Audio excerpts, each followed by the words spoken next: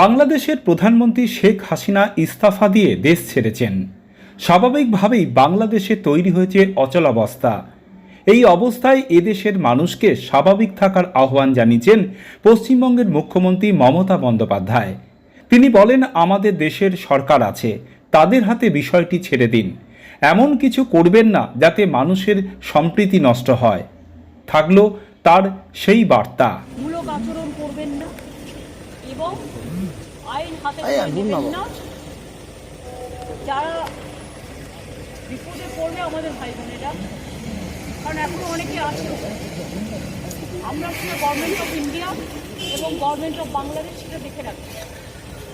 Government of India যেভাবে বলবে আমরা সেভাবেই করব।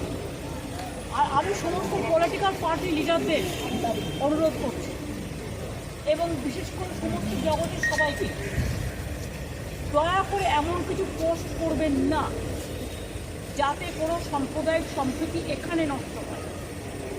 এবং সব দলের নেতারাই তাদের বলবো, এটা দেশের উপর ছেড়ে দিন। দেশে আমাদের সরকার আছে, তাদের উপর ছেড়ে দিন।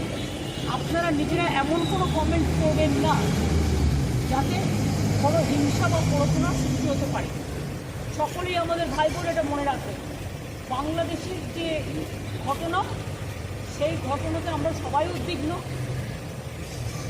কিন্তু সেটা নিয়ে পোস্ট করতে গিয়ে এমন কিছু লিখবেন না বা বলবেন না যাতে বাংলার কোনো শান্তি নষ্ট হতে পারে বা ভারতের শান্তি নষ্ট হতে পারে।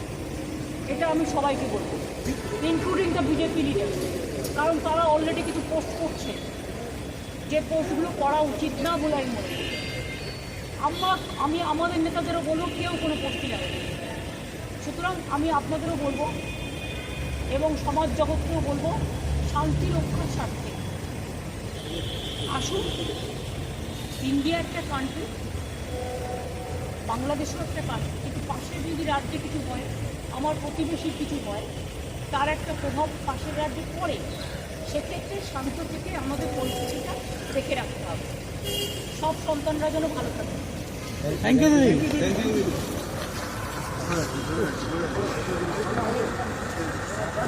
you.